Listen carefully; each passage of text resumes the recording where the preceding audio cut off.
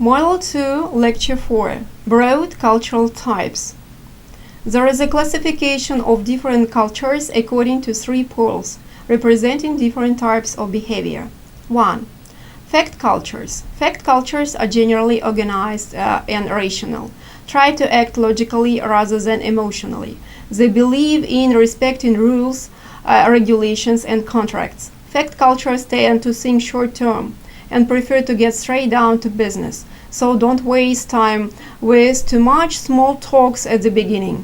Most negotiations run to a very fixed agenda, so be careful not to end up discussing issues in isolation which really need to be connected.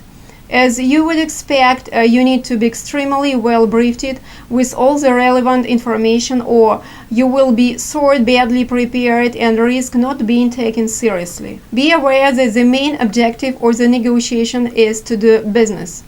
This may seem obvious, but in some cultures, the first half of the initial meeting, or even the whole initial meeting, is largely about deciding if there is any business to be done with you at all. Rest assured that fact cultures do want to do business with you, if the terms are right, so focus on those terms right from the start. Decision making may be quick, for example in the USA, or relatively short, for example in Germany, but be prepared for regular summaries of what's on the table at each stage of the negotiation and a concrete outcome at the end. Fact cultures include the UK, Germany, Switzerland, the Netherlands, the Scandinavian countries, more Central and East European countries, with the possible exception of Hungary and the USA. French and Poles combine elements of the fact cultures with people cultures, mixing logic and organization with emotion and assertiveness. The British, whilst predominantly a fact culture, also display elements of trust cultures in their caution and occasional reserve and desire to avoid conflict.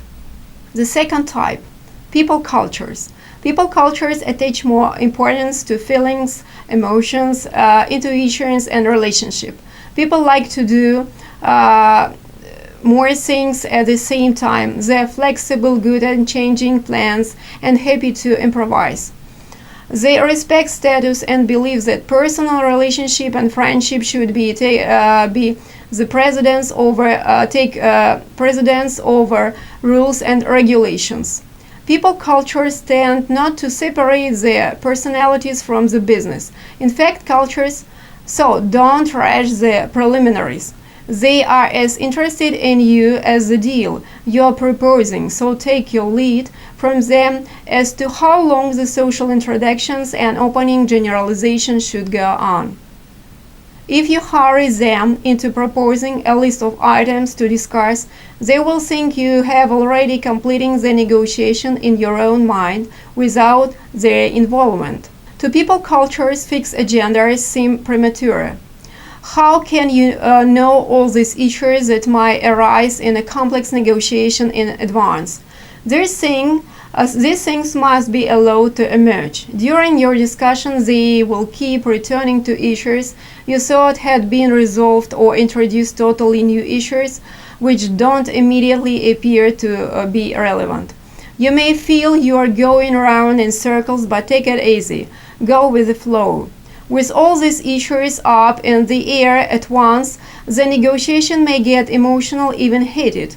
But at the end, or final decision is unlikely to be reached without a further meeting. People cultures include most Latin, Italy, Spain, Portugal, and non-Latin Mediterranean, Greece, Turkey countries, as well as the Latin American countries and the Gulf states. Russians and Romanians combine elements of people cultures with fact cultures, mixing eloquence and personal appeal with a hard-nosed approach to the need to be persuaded. Third type, trust cultures. Trust cultures prefer to listen and establish the other's position, and then react to it. They try to avoid confrontation and do not want to lose face. Of course, someone else probably don't share your interest in short-term benefits. So there is little point in selling ourselves hard, in emphasizing that a wonderful opportunity for a deal they have before them. They want you to listen to them as much as they will listen to you. Fact cultures want to map out discussion points in advance, and people cultures throw away the map as the discussion develops. But trust cultures hope that after the lengthy exchange of varying work proposals and the counter proposals, a common purpose will emerge. Showing emotions and disagreement is thought to be unhelpful in negotiation, and so there is no point trying to find out the motivation behind the demands of a trust culture negotiator by asking questions. Instead, you will have to keep making calculating guesses about what they want until you hit the target. Trust cultures don't give away much information about their needs and priorities unless these are clearly harmonious with yours. Be similarly cautious. Accept that it will take a long time to agree anything that with, in any case. Have to be flexible. Your obligation is to your new business partner, not the small print in the contract.